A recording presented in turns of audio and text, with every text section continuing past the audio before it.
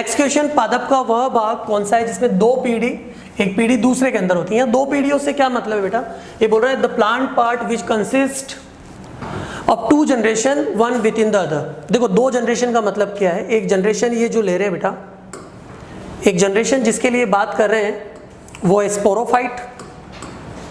Sporophyte, sporophyte से मतलब है बीजाणुद्भिद, और दूसरा जो है बेटा वो है गैमेटोफाइट।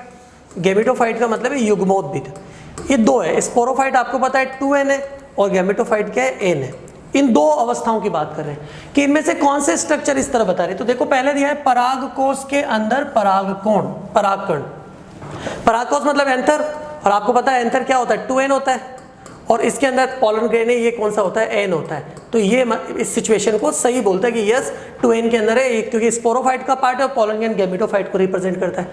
अगर यहाँ चाहे germinate pollen grain with in 2 male gamete, तो पॉलन ग्रेन भी n है और मेल गैमेट भी n है, मतलब हैप्लॉइड के अंदर हैप्लॉइड है, मतलब ये नहीं हो सकता। फिर seed inside fruit, fruit 2n होता है और सीड भी 2n होता है, तो 2n के अंदर 2n है, मतलब ये भी नहीं हो सकता। Embryo sac, embryo sac female gametophyte को रिप्रेजेंट करता है और एन स्ट्रक्चर होती है जिसके अंदर 7 सेल्स होती है, 8 न्यूक्लियस होते हैं। और ओव्यूल, ओव्यूल जो बेटा है वो है 2n, क्योंकि ओव्यूल तो एक पूरे स्ट्रक्चर को अपन बोल रहे हैं, ये ओव्यूल पूरा है जिसके अंदर आपका न्यूसेलस भी आता है, जिसके अंदर इंट्यूगमेंट्स भी आते हैं, या फिर हमारा फ्यूनिकल्स भी आता है। तो ये तो पूरा ओव्यूल हो गया, और ओव्यूल के अंदर एम्ब्रियोसेक फीमेल गैमेटोफाइट को रिप्रेजेंट करता है, तो हमारे एम्ब्रियोसेक तो गैमेटोफाइट हो गया n, और ओव्यूल एक पूरा स्ट्रक्चर हो गया 2n, मतलब ये भी हमारा सही है। तो ओवरऑल हमारा ए और डी ऑप्शन सही है, मतलब फर्स्ट आंसर आप इसमें दे देंगे।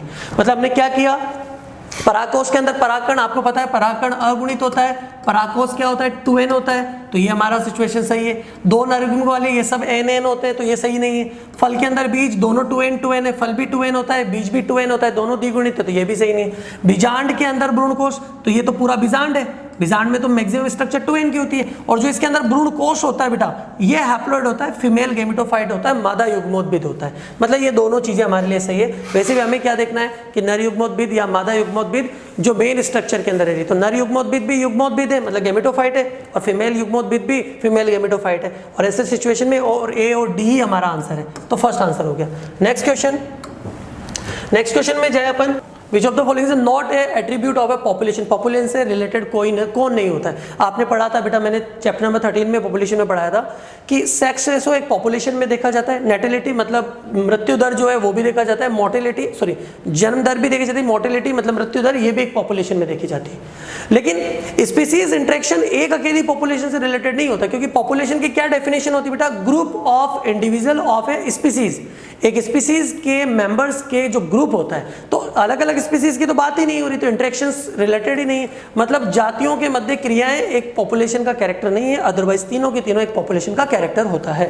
Next question, next question, the sequence that control the copy of number of the linked DNA in the vector. आपको मैंने बताया था एक वेक्टर के अंदर 3 टाइप की साइट्स होती है, एक होती है ओआरआई साइट, मतलब एक क्या फीचर होने चाहिए एक अच्छे वेक्टर के अंदर, ओआरआई साइट, एक होना चाहिए क्लोनिंग साइट, और एक होना चाहिए selective marker.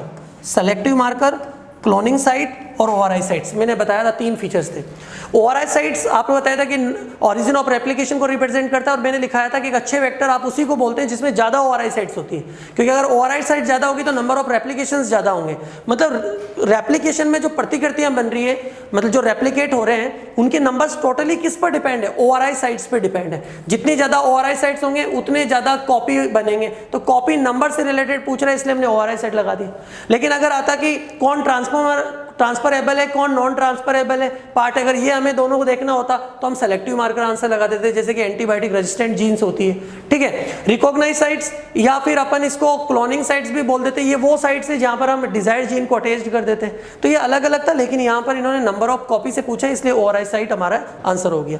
Next question, next question अपने the specific palindromic, palindromic sequence क्या होता है ये समझ में आना चाहिए कि बैकवर्ड और फॉरवर्ड पढ़ने पर जो एक जैसा सीक्वेंस हो उसको आप पैलेंड्रोमिक सीक्वेंस बोलते हैं।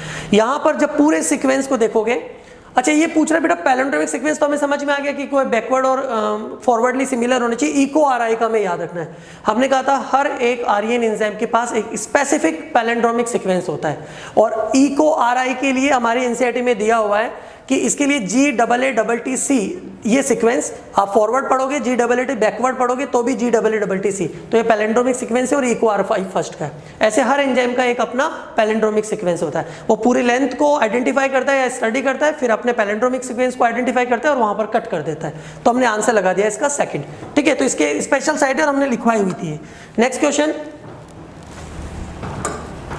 क्वेश्चन है experimental verification of chromosomal theory. Generally हम पढ़ते हैं कि क्रोमोसोमल थ्योरी किसने दी और अपन सटन और बोवेरी को इसका आंसर मानते हैं, लेकिन यहाँ ये नहीं पूछा, इन्होंने पूछा है एक्सपेरिमेंटल वेरिफिकेशन। और ध्यान रखना क्रोमोसोमल थ्योरी का एक्सपेरिमेंटल वेरिफिकेशन का क्रेडिट जाता है मॉर्गन को, प्रयोगात्मक रूप से इसे सिद्ध किया था मॉर्गन ने। हाँ, अगर ये होता कि क्रोमोसोमल थ्योरी किसने प्रपोज की, किसने दी, तो फिर आप सटन और बोवेरी आंसर लगाते, वो भी अलग अलग दिए हुए तो आपके लिए कंफ्यूजिंग हो जाता क्वेश्चन। लेकिन ये कंफ्यूजिंग नहीं है, एक्सपेरिमेंटल वेरिफिकेशन पूछा। इसमें ज्यादातर बच्चे गलत कब करके आते हैं, जब एक ऑप्शन में सटन और बोवेरी दे देते ना तो आपको लगता है क्रोमोसोमल थ्योरी और आप आंसर लगाते, लेकिन एक्सपेरिमेंटल वेरिफिकेशन है इसलिए मॉर्गन आंसर देना है, राइट। नेक्स्ट क्वेश्चन है, इन्होंने प्रोडक्ट पूछा है किसके लिए, नाइट्रोजिनेज एंजाइम जो N2 को कन्वर्ट करता है NH3 में। एक तो एक्चुअली इसकी पूरी डेफिनेशन, पूरा इसके अपन रिएक्शन को देखें तो क्या है इसके अंदर बेटा, N2 रिएक्ट करता है 8H plus 8 electron plus 16 ATP। जब ये सब रिएक्ट करते हैं तो क्या बनता है, NH3 plus H2 plus 16 ADP convert हो जाते हैं ADP में। तो देखो जब ये पूरी इसको बोलते हैं एंटो फिक्सिंग, और ये होता है नाइट्रोजिनेज एंजाइम की प्रेजेंस में, इस एंजाइम की प्रेजेंस में, राइट। अब ये पूछ रहा है कि उत्पाद क्या है, तो उत्पाद है अमोनिया और H2। जब आप इसमें पूरे में देखेंगे तो अमोनिया और हाइड्रोजन हमारा आंसर होगा। फर्स्ट आंसर हम लगा देंगे अमोनिया और हाइड्रोजन। रिएक्शन पे क्वेश्चन था चैप्टर नंबर 11th NCERT के अंदर, सीधी रिएक्शन दी हुई, वहां से देख सकते हैं। Next, match the following column and select the correct option. वही फॉलोइंग मैच पे आ गया। देखो इसमें क्या है, एक तो ये ध्यान रखना एयर ब्लैडर, जब फिशेस पढ़ोगे तो उसको ऑस्ट्रोकिथिस और कॉन्ड्रोकिथिस दो ग्रुप में डिवाइड किया हुआ है। ऑस्ट्रोकिथिस के अंदर एयर ब्लैडर्स होते हैं, तो आप एक तो इससे इसको मैच कर लो। पॉइजन स्ट्रिंग ऑलमोस्ट सबको पता है कि ये किसके अंदर होते हैं, ट्राइगोन के अंदर। कुछ और मैच करना ही नहीं बेटा, डी को फर्स्ट से मैच करो, ऑप्शन में दो ऑप्शन में कंफ्यूजिंग आ गया, दो हमारे आंसर हो सकते हैं। और सी को आप मैच करो 4 से, सी को मैच करोगे 4 से, तो ये हमारा आंसर, ये क्वेश्चन आंसर हो गया, ठीक है। 16 to 15 pair of gill slits cyclostome से रिलेटेड होते हैं, तो ये तो सीधा एनसीईआरटी की लाइन थी, आपने मैच किया और आंसर किया। नेक्स्ट क्वेश्चन है आइडेंटिफाई द इनकरेक्ट स्टेटमेंट। गलत कथन हमें ढूंढना है। स्टेटमेंट क्या है बेटा, देखो आपको पता है कि जब सेकेंडरी ग्रोथ होती है तो जाइलम से रिलेटेड जो सेकेंडरी जाइलम होता है वो दो तरह के वुड का फॉर्मेशन करता है। जो सेकेंडरी जाइलम का इंटरनल पार्ट होता है वो प्रेशर की वजह से जो पहले वाली लेयर्स होती है उनको पुश करता है, उनको रप्चर करता है, और उसी में डीजनरेटेड होने की वजह से टेनिन, रेजिन और ये सब भरे होते हैं और ये ब्राउन कलर का हो जाता है। कंडक्शन नहीं करता, केवल मैकेनिकल सपोर्ट, मतलब यांत्रिक सहारा देना इसका काम होता है। लेकिन ये पेरिफेरल पार्ट हल्के रंग का होता है, लाइट कलर का होता है, कंडक्शन का काम करता है, जल भोजन के परिवहन का काम करता है। बेसिकली ये जाइलम होता है तो जल के परिवहन से रिलेटेड होता है। अब देखो बेटा, ये जो बाहर की तरफ बना है ना, इसको बोलते हैं रस दारू, सैफवुड, और जो अंदर की तरफ बना है ये अंतःकास्ट, हार्टवुड। ये आपको पता चल गया कि सेकेंडरी जाइलम की दो पार्ट है। अब ऑप्शन पढ़ लेते हैं। पहला है due to deposition of tannin, resin, oil, etc, heartwood is dark in colour. मतलब ये डार्क होती है किसकी वजह से, इन सब की वजह से। बिल्कुल मैंने अभी कहा, तो स्टेटमेंट तो सही है।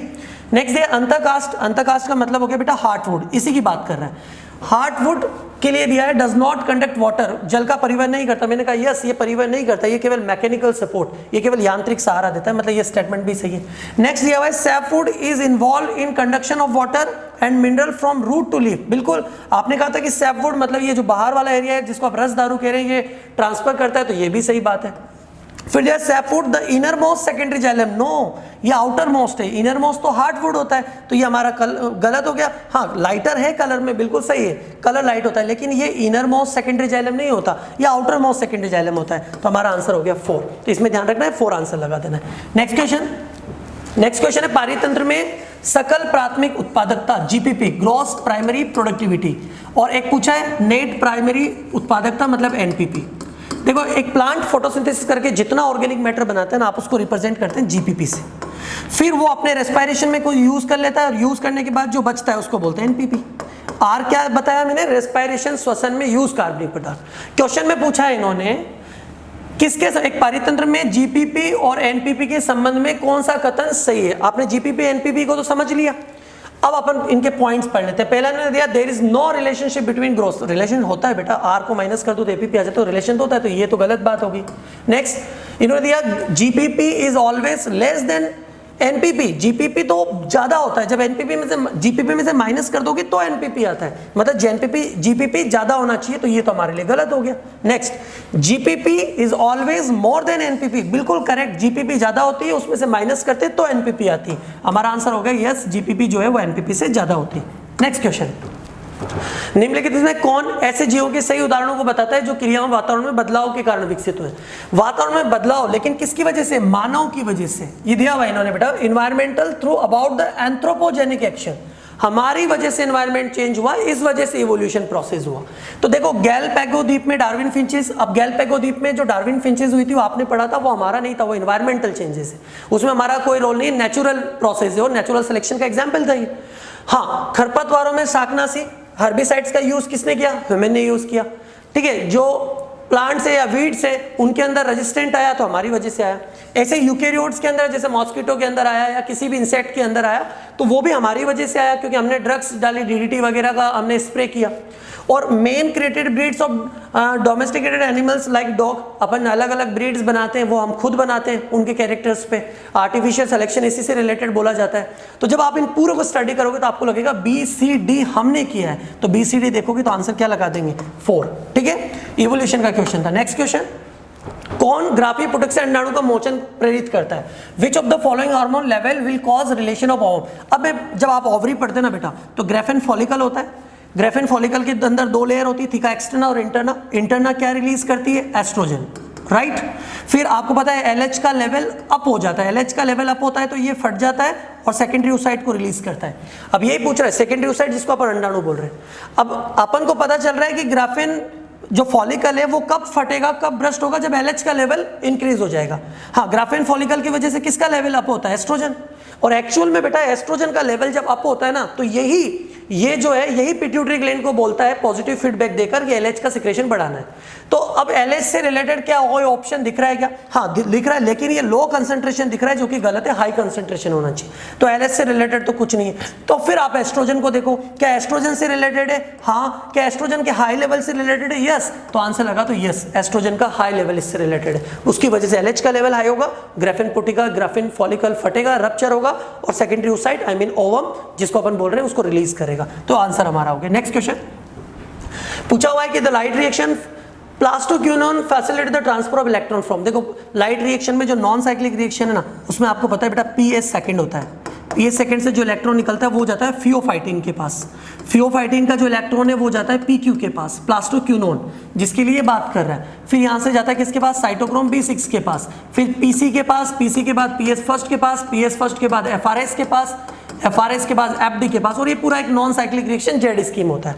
अब पीक्यू किसके बीच में? फियोफाइटिन और साइटोक्रोम। क्या कोई ऑप्शन है? नहीं है। तो क्या पीएस सेकंड को हम ले ले, फियोफाइटिन को हम यहाँ अवॉइड कर देते हैं, फियोफाइटिन को अवॉइड कर दिया, तो पीएस सेकंड से इलेक्ट्रॉन को लेकर किसको दे रहा है? B6 को। क्या कोई ऐसा ऑप्शन दिख रहा है? यस सर दिख रहा है, PS second two cytochrome B6 complex. Answer लगा दिया कि पीएस सेकंड से B6 कॉम्प्लेक्स में आंसर था। नेक्स्ट क्वेश्चन, कौन सा सही नहीं है? ये एक रॉन्ग स्टेटमेंट के लिए पूछ रहा है। पहला दिया है genetically engineered insulin produce E coli, बिल्कुल ई कोलाई के अंदर ही एली लिली कंपनी ने जो था वो फर्स्ट जेनेटिक या फर्स्ट हमारा जो जेनेटिक मॉडिफाइड इंसुलिन या आर्टिफिशियल इंसुलिन फॉर्म किया था जिसको ह्यूमिलिन हमने टर्म दी थी, राइट। अब ये पूछ रहा है ई कोलाई, तो बिल्कुल सही है, ई कोलाई का यूज किया था एली लिली फार्म ने और फर्स्ट आर्टिफिशियल इंसुलिन बनाया था जिसको ह्यूमिलिन टर्म दिया हमने। Next, a main insulin is synthesis as a pro insulin, pro insulin से इंसुलिन बनता है, बिल्कुल सही है बेटा। पहले प्रो इंसुलिन बनेगा जिसके अंदर ऑलमोस्ट 3 चेन होती है, ए बी एंड सी, फिर ये कन्वर्ट हो जाएगा, सी इनसे अलग हो जाता है और ए बी बचता है, ए बी डाइसल्फाइड बॉन्ड से अटैच्ड हो जाता है। कौन से बॉन्ड से बेटा? डाइसल्फाइड बॉन्ड से, और इसको आप बोलते हैं इंसुलिन। तो इंसुलिन किससे बना है? प्रो इंसुलिन से। ये भी सही स्टेटमेंट है, ये भी सही, हमें रॉन्ग देखना है। Pro insulin has a extra peptide called C peptide, exactly C extra होता है इंसुलिन से। इंसुलिन के पास क्या है? ए और बी है, सी इससे अलग हो गया, तो सी किसके पास एक्स्ट्रा था? प्रो इंसुलिन के पास, जो कि इनएक्टिव होता है। ये प्रो इंसुलिन इनएक्टिव होता है बेटा, फिर ये जब एक्टिव होता है ना तो कैसे होता है? इसका सी अलग हो जाता है। तो हमारा बात की ये भी सही है। नेक्स्ट देख लेते, the functional insulin has A B chain, link together by hydrogen bond, no भाई हाइड्रोजन बॉन्ड नहीं, डाइसल्फाइड बॉन्ड। एक्टिव है, बिल्कुल सही बात है, इंसुलिन ए और बी चेन होती है, ये भी सही बात है, बट हाइड्रोजन बॉन्ड नहीं, डाइसल्फाइड बॉन्ड। तो हमारा ये स्टेटमेंट गलत है, मतलब हमारा ये आंसर सही हो गया। नेक्स्ट, मिलर को आपको पता है कि मिलर ने जब अपना एपरेटर बनाया था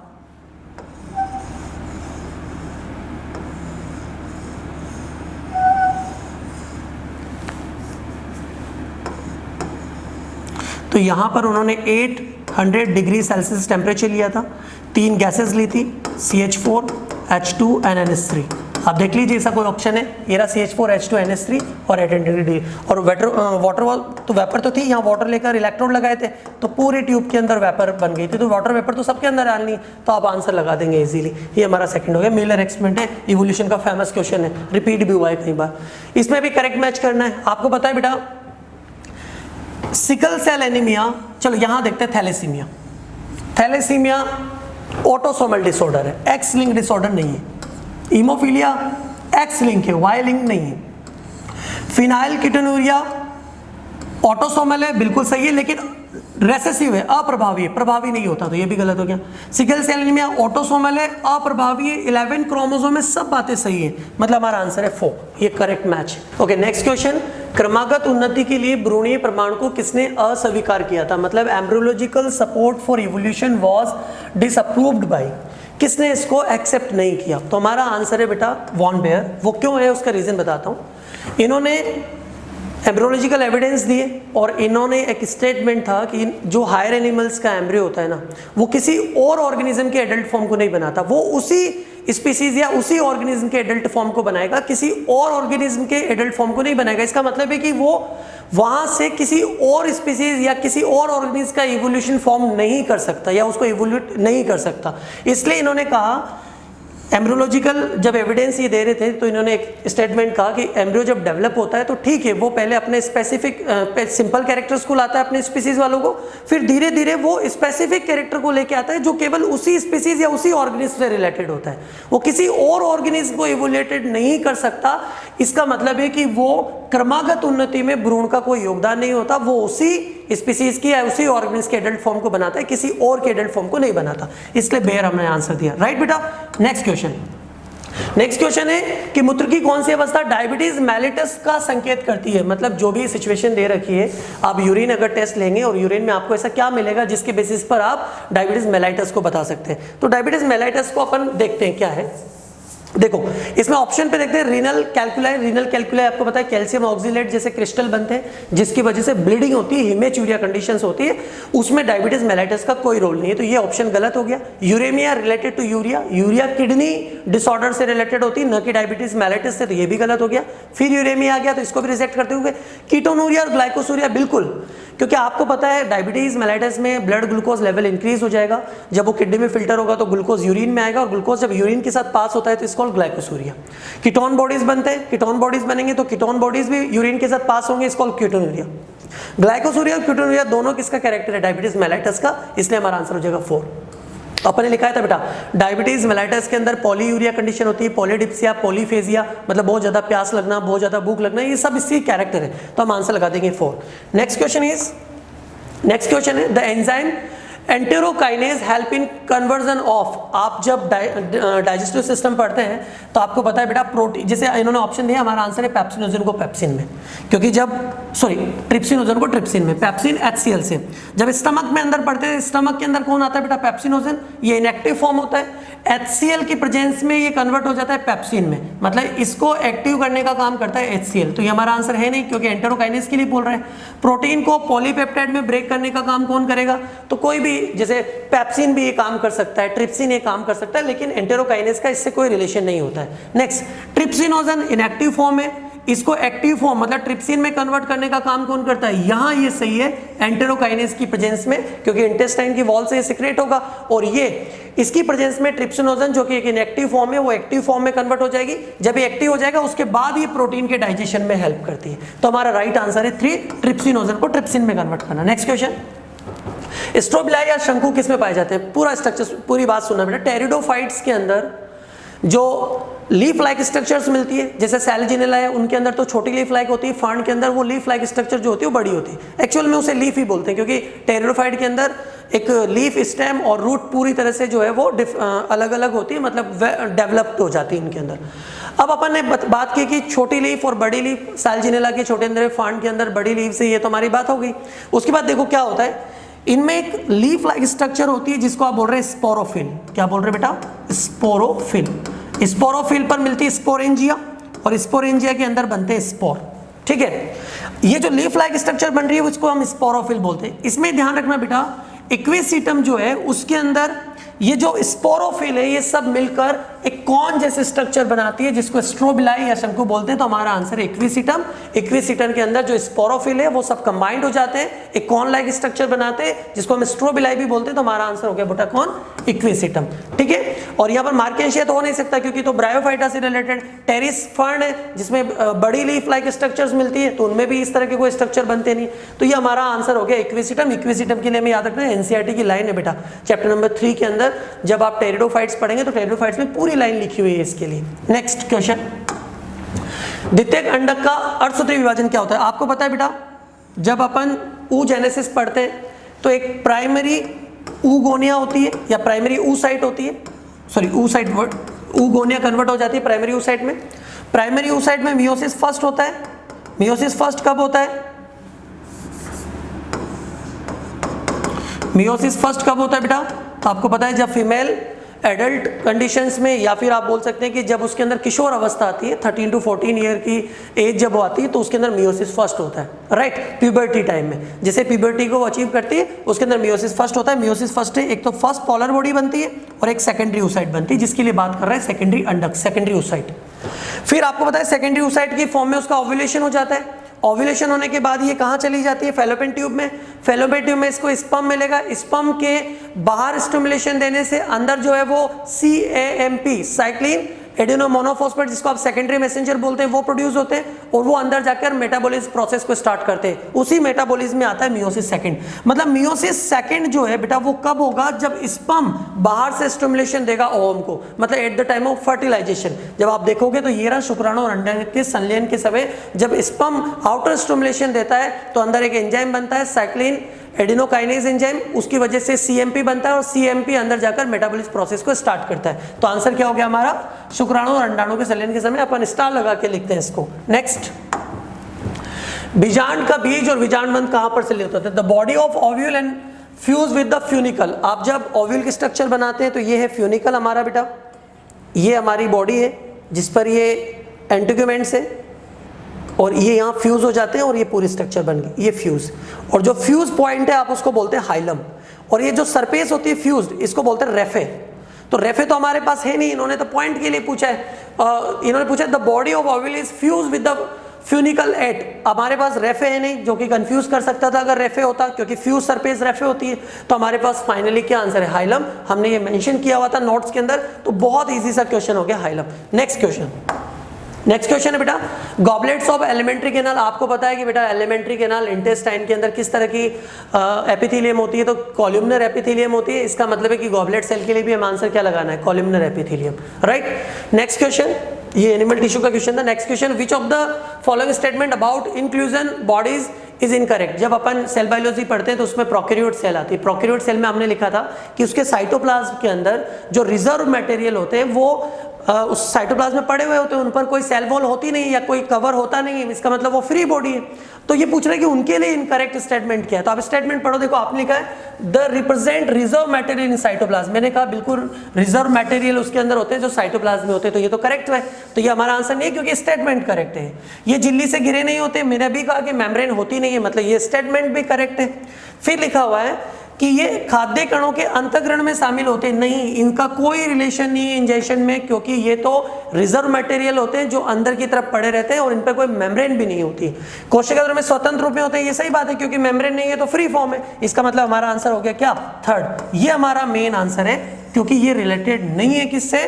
ये इनक्यूबेशन जो बॉडीज होती है उनसे रिलेटेड नहीं, इंक्लूजन बॉडी से रिलेटेड नहीं, मतलब हमारा आंसर हो गया। नेक्स्ट क्वेश्चन, नेक्स्ट क्वेश्चन है बेटा उस वृद्धि नियंत्रण का नाम बताइए जिसे गन्ने की फसल पर छिड़कने से तने की लंबाई में वृद्धि होगी, गन्ने का प्रोडक्शन बनेगा। हमने स्टार लगा के लिखा था कि अगर किसी स्टेम को या इंटरनोड्स में जो होती है उनकी ग्रोथ को बढ़ाना है तो जिब्रेलिन डाल दीजिए, जिब्रेलिन से वो बड़े हो जाएंगे। एनसीईआरटी में मेंशन किया हुआ है 20 टन पर हेक्टेयर प्रोडक्शन को बढ़ा सकते हैं शुगर केन को with the use of gibberellin, तो आंसर गया जिब्रेलिन। ओके नेक्स्ट, मानव पाचन तंत्र संबंधित सही कथन का चयन कीजिए।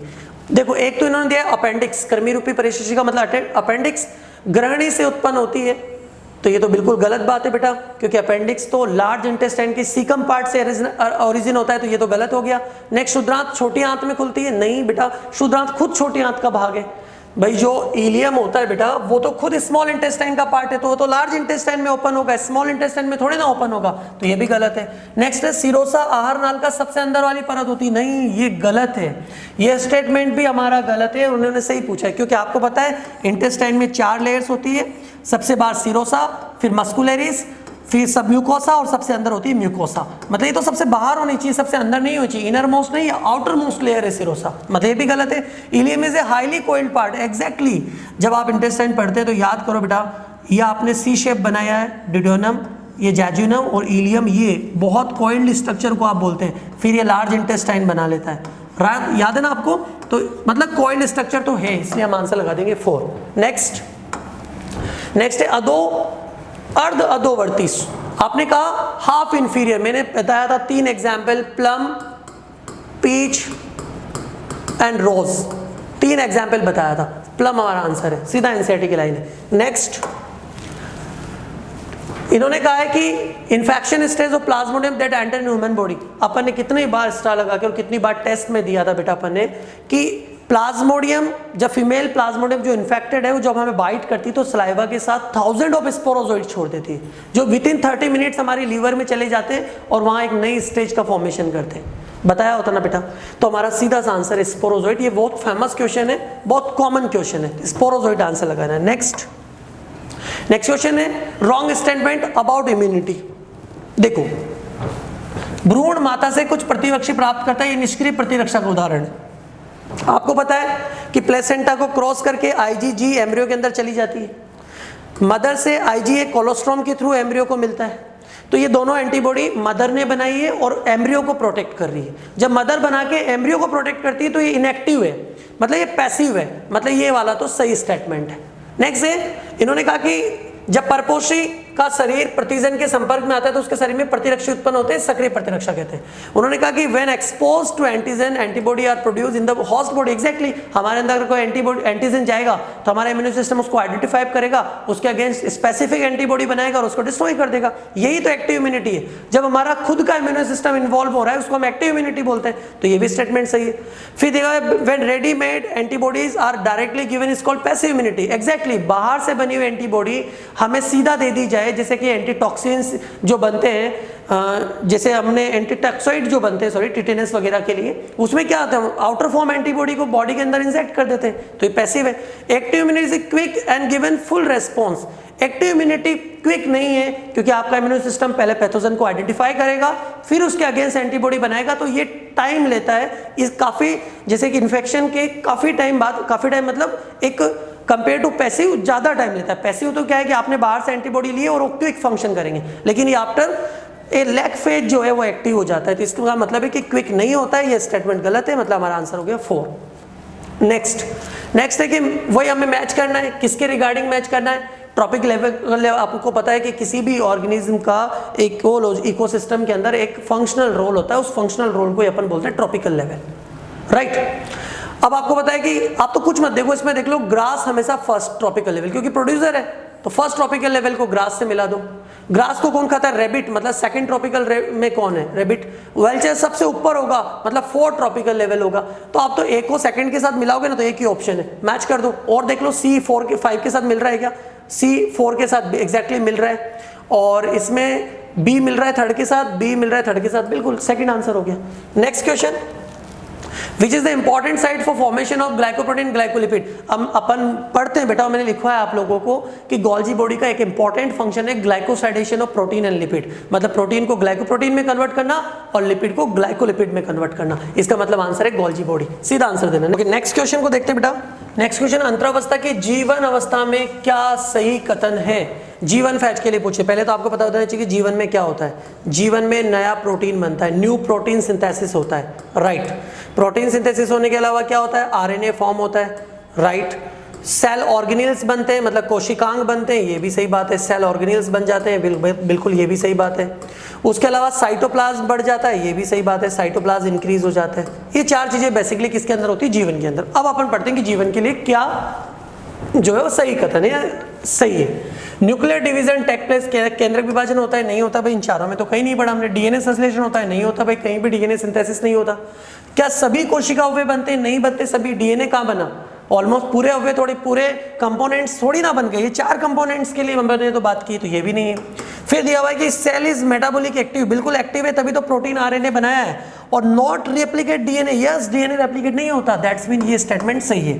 नेक्स्ट क्वेश्चन, ट्रांसलेशन की प्रथम अवस्था कौन सी है? अच्छा क्वेश्चन था बेटा। जनरली देखो मैं क्या करता, लोग क्या करते हैं कि ये एमआरएनए है, एमआरएनए से आकर कौन अटैच हो गया? राइबोसोम, ये बड़ी यूनिट इसकी, ये छोटी यूनिट, और बना लिया पॉलीसोम। उसके बाद क्या होता है कि टीआरएनए, एक एक्टिव टीआरएनए किसको लेके आता है? एमिनो एसिड को लेकर आता है, और वो आकर अटैच्ड हो जाता है कौन सी साइड पर? दो साइड होती है, ए और पी। ठीक है कि पहला वाला एक्सेप्शनली जो है वो कहाँ आता है? पी पर, और बाद वाले जितने भी वो आते हैं वो कहाँ आते हैं? ए पर। ये अपना ट्रांसलेशन प्रोसेस था, और ये बढ़ते जाते हैं, एमिनो एसिड जुड़ते जाते हैं, एटसेट्रा। तो हमें लगता है कि सबसे पहले तो क्या हुआ? एमआरएनए किससे आकर जुड़ा? राइबोसोम से जुड़ा, और हम आंसर लगा देंगे इस पूरे को देखकर। कौन सा आंसर? हम आंसर लगा देंगे राइबोसोम से एमआरएनए का बंधन।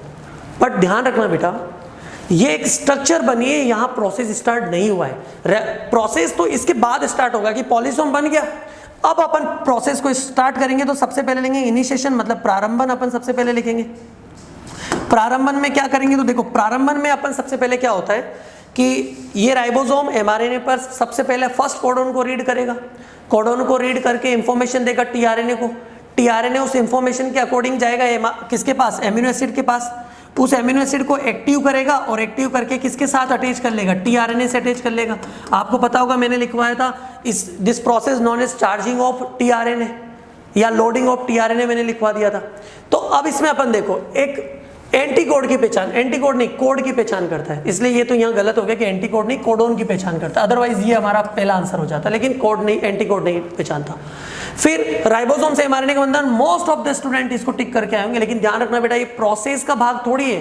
प्रोटीन सिंथेसिस एक प्रोसेस है, उसमें ये पार्ट नहीं है। पॉलीराइबोसोम तो स्ट्रक्चर है जो बनी हुई है ऑलरेडी उसके अंदर, तो इनके ऊपर प्रोटीन सिंथेसिस स्टार्ट होता है, मतलब प्रोसेस इनके बाद स्टार्ट हो रहा है। अब प्रोसेस में डीएनए अणु की पहचान नहीं है, डीएनए से रिलेशन है ही नहीं।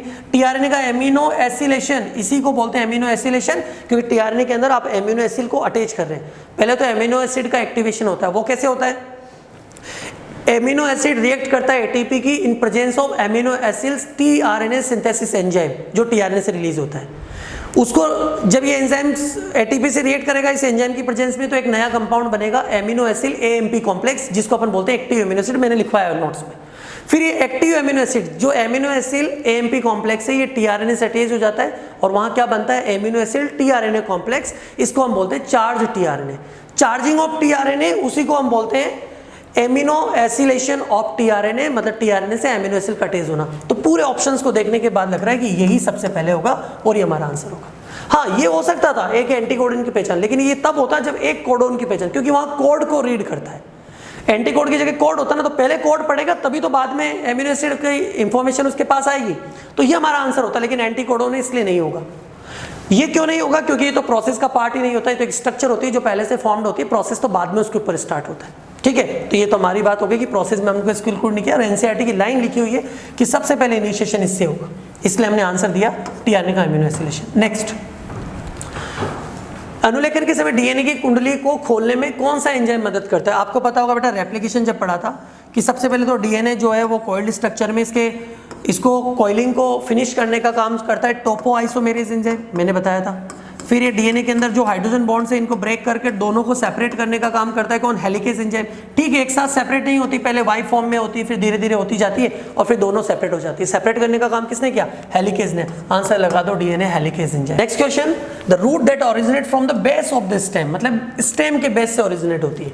अब देखो मैं बता देता हूँ एक्चुअल में क्या है कि रूट्स दो टाइप की होती है, एक होती है हमारी फाइब्रस रूट, ठीक है, जो मोनोकोट के अंदर मिलती है।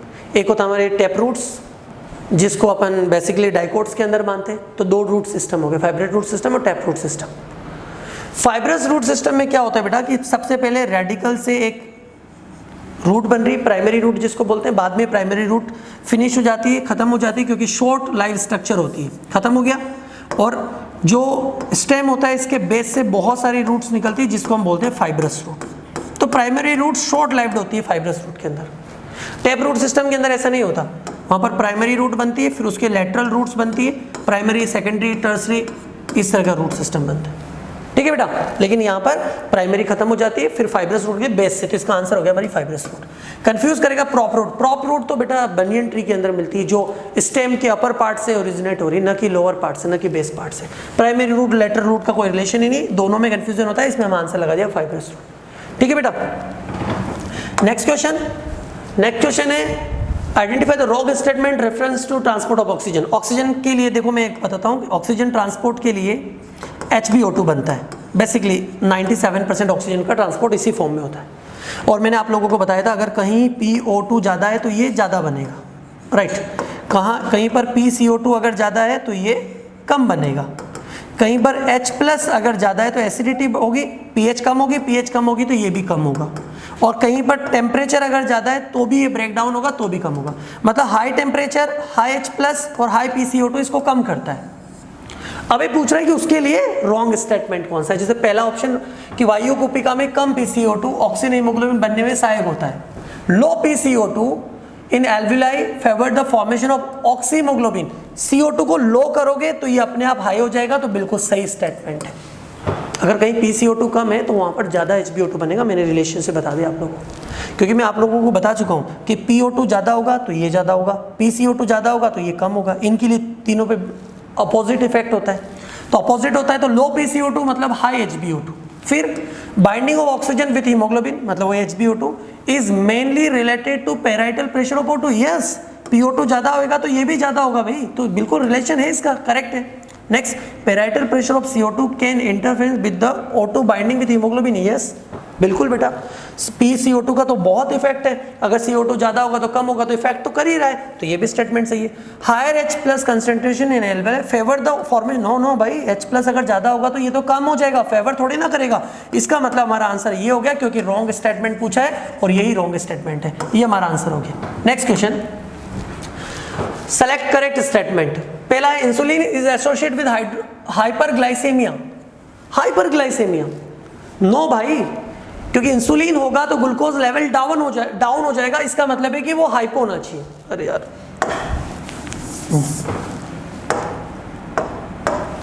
Next question, select the correct statement. सही कथन का चयन करना है। इन्होंने पहला दिया insulin is associated with hyperglycaemia. Hyperglycaemia का मतलब है कि ब्लड में ग्लूकोज लेवल ज्यादा हो जाता है, जो कि गलत है। इंसुलिन अगर होगा तो ग्लूकोज लेवल डाउन होगा, मतलब हमारे लिए गलत स्टेटमेंट है। Next, glucocorticoids stimulate gluconeogenesis. Glucocorticoids मतलब कौन हो गया बेटा? आपको पता होगा कि एड्रिनल ग्लैंड के कॉर्टेक्स पार्ट में जो लेयर्स होती है उनसे सीक्रेट होता है ग्लूकोकॉर्टिकॉइड्स, और ये ग्लूकोज को बढ़ाता है। ग्लूकोज को कैसे बढ़ाता है? तो ग्लूकोनियोजेनेसिस। क्या होता है ग्लूकोनियोजेनेसिस? एमिनो एसिड या फैटी एसिड्स, इनको ग्लूकोज में कन्वर्ट करना। बेसिकली फैटी एसिड्स को ग्लूकोज में कन्वर्ट करना ग्लूकोज नियोजेनेसिस होता है। तो बिल्कुल सही है, ग्लूकोज बढ़ाता है। प्रोटीन को ब्रेक डाउन करता है, मतलब प्रोटीन लाइसिस, या लिपिड का भी ब्रेक डाउन करता है। तो प्रोटीन और लिपिड को तो ब्रेक डाउन करेगा और ग्लूकोज को बनवाएगा। ग्लूकोज को कैसे बनवाएगा? एमिनो एसिड या fatty acid, basically fatty acid से, और फैटी एसिड या एमिनो एसिड्स का ग्लूकोज में कन्वर्ट करना होता है ग्लूकोनियोजेनेसिस। तो हमारा आंसर हो जाएगा, दिस इज सेकंड आंसर, क्योंकि ग्लूकोकॉर्टिकॉइड्स ये सही करता है और ये करेक्ट स्टेटमेंट है। आगे चलते हैं। ग्लूकागोन इज विथ हाइपो, नहीं हाइपर से, मतलब इंसुलिन ग्लूकागोन का एक दूसरे के एंटागोनिस्ट फंक्शन होता है। अगर ये कम करेगा तो ये बढ़ाएगा, और इन्होंने यहाँ उल्टा दिया है तो गलत है।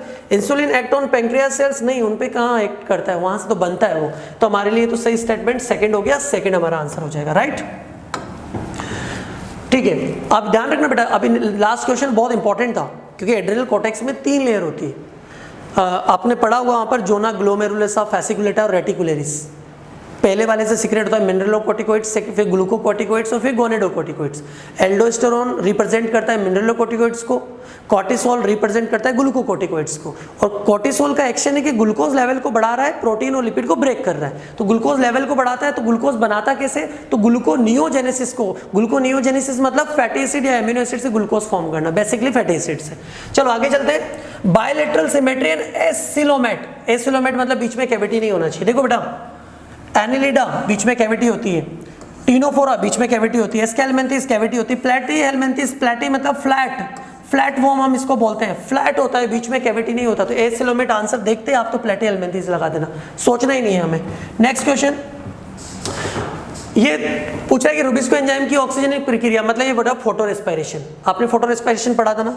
आरयूबीपी जो कितने कार्बन होता है, 5 कार्बन का होता है, ये ऑक्सीजन से रिएक्ट करता है और 1 पीजीए बनाता है। पीजीए के पास कितने कार्बन होते हैं, 3 कार्बन होते हैं और साथ में बनता है फॉस्फोग्लाइकोलेट।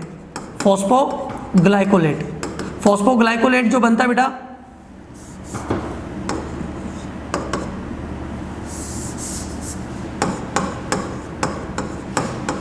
फॉस्फोग्लाइकोलेट, और फॉस्फोग्लाइकोलेट में होते हैं 2 कार्बन। मतलब अगर आरयूबीपी का ऑक्सीकरण हो रहा है, ऑक्सीनेशन हो रहा है किसका, आरयूबीपी का, आरयूबीपी O2 से अगर रिएक्ट कर रहा है तो वो क्या कंपाउंड बनेगा, 1 कंपाउंड बनेगा 3 कार्बन का, 1 बनेगा 2 कार्बन का। ऑप्शन देख लेते हैं, 1 मॉलिक्यूल ऑफ 4 कार्बन गलत, 2 मॉलिक्यूल ऑफ C3 कार्बन गलत, 1 mole of C3 yes, 1 mole of C no. तो ये आंसर सही, हालांकि कंप्लीट आंसर नहीं है लेकिन कंडीशन जो है हमारे पास उसमें ये आंसर सही है। एक 3 कार्बन का, एक 2 कार्बन का। ये है हमारा फोटो रेस्पिरेशन, जिसको डेकर एंड टियो ने एक्सप्लेन किया था। It complete in 3 cell organelle, peroxisome, mitochondria and chloroplast. Next question, निम्न में से कौन सी प्रोटीन जंतु में बहुयात से मिलती है। मैंने आंसर बताया था बेटा, कोलेजन प्रोटीन, अभी थोड़ी देर पहले बताया था।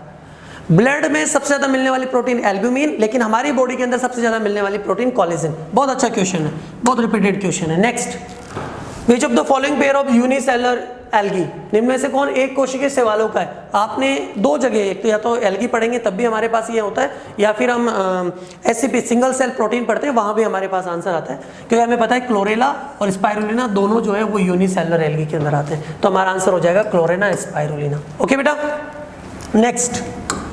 नेक्स्ट है जलकुंभी, water hyacinth and water lily. ध्यान रखना बेटा, वाटर हाइसिंथ के अंदर तो हमेशा ऑलवेज इंसेक्ट के थ्रू पॉलिनेशन होता है। वाटर लिली के पास दोनों ऑप्शन है, ये विंड के थ्रू भी होता है या फिर इनके अंदर इंसेक्ट के थ्रू भी होता है, दोनों ऑप्शन है। लेकिन जब अपन इन ऑप्शंस को देखेंगे तो हमें यही मिलेगा, क्योंकि इंसेक्ट तो कहीं है नहीं।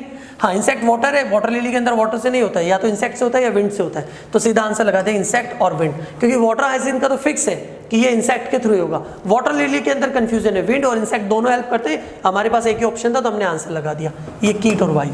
नेक्स्ट, कौन सा कथन सही है, मतलब करेक्ट स्टेटमेंट पूछा है। लिया हुआ है कि ए टी के साथ नहीं जुड़ता, अरे भाई जुड़ता है, A double bond T, C triple bond G. अब आप ऑप्शन देखोगे तो आपको इजीली मिल जाएगा, adenine pair with thymine by 2 hydrogen bond. Exactly ये सही है, सेकंड आंसर लगाना है। नेक्स्ट क्वेश्चन है बेटा, वही मैच करना है, मैच कर लेंगे भाई, कोई प्रॉब्लम नहीं है। हमें पता है कि लिम्फोसाइट जो है वो हमारी इम्यूनो रेस्पॉन्स से रिलेटेड है, क्योंकि बी लिम्फोसाइट, टी लिम्फोसाइट होता है, एक AMI एंटीबॉडी मीडिएट इम्यूनिटी बनाता है और एक CMI सेलुलर मीडिएट इम्यूनिटी बनाता है, मतलब इम्यूनो रेस्पॉन्स से रिलेटेड है। न्यूट्रोफिल आपको पता है फेगोसाइटिक नेचर की होती है, जिसको माइक्रोपुलिसमेन भी बोलते हैं। अब आप मैच कर लो, आंसर आ जाएगा डी को फर्स्ट के साथ मिलाना, डी फर्स्ट एक ही ऑप्शन है, मैच कर दो, क्या प्रॉब्लम है बेटा। सी को मिलना चाहिए, सी सेकंड के साथ, सी सेकंड के साथ मिल ही रहा है। थर्ड मिलेगा, सॉरी ए मिलेगा किसके साथ, थर्ड के साथ, रिलीज हिस्टामिन बिल्कुल, और डिस्ट्रक्टिव एंजाइम है बिल्कुल, और हिस्टामिन दोनों से रिलीज होता है। हिस्टामिन बेसोफिल से भी रिलीज हो रहा है, ये दोबारा देखो ये लिखा हुआ है बेटा, ये बेसोफिल से भी रिलीज हो रहा है। तो एक्चुअली क्या, हिस्टामिन देखते हैं, हम बेसोफिल लगा देते हैं, हिस्टामिन दोनों से रिलीज हो रहा है, क्योंकि एलर्जी कंडीशन से रिलेटेड होता है इओसिनोफिल। मैंने बताया था ना, एलर्जी के टाइम सबसे ज्यादा जो एंटीबॉडी बॉडी के अंदर बढ़ जाती है वो इओसिनोफिल होती है, तो हिस्टामिन तो वो भी रिलेशन है। लेकिन अब यहाँ अगर आप कंफ्यूज हो रहे हो कि सर दोनों में हिस्टामिन दिया है, हमें नहीं पता कि ग्रेन्यूल्स की बात करें या किसकी बात करें, तो आप उन पे जाओ ही मत ना, आप तो लिम्फोसाइट और न्यूट्रोफिल के बेसिस पे आंसर निकाल लो, आपको आंसर मिल जाएगा। तो आंसर हमें मिल गया। नेक्स्ट क्वेश्चन, नेक्स्ट क्वेश्चन है फ्लोडेरियन स्टार्च। सबसे इंपॉर्टेंट बात, फ्लोडेरियन स्टार्च किसके अंदर मिलती है? तो रेड एल्गी का स्टोर फूड होता है, लाल शैवालों के अंदर संचित भोजन होता है। और जब आप इसकी स्ट्रक्चर को देखेंगे ना तो ये एमाइलोपेक्टिन और ग्लाइकोजन की सिमिलर होता है। एनसीईआरटी की लाइन है यहाँ से सीधा उठा के दिया हुआ है, तो it similar represent similar structure to amylopectin और ग्लाइकोजन। ये हमारा पेपर सॉल्यूशन हुआ। आईसीआर में इसी से रिलेटेड क्वेश्चंस आएंगे क्योंकि पैटर्न दोनों का सिमिलर है। ध्यान रखना बेटा, ये भी जो कॉन्सेप्ट है, क्वेश्चन भले ही नहीं है लेकिन कॉन्सेप्ट इनमें रिपीट होंगे, तो वो हमें ध्यान रखना है most of the. Thank you.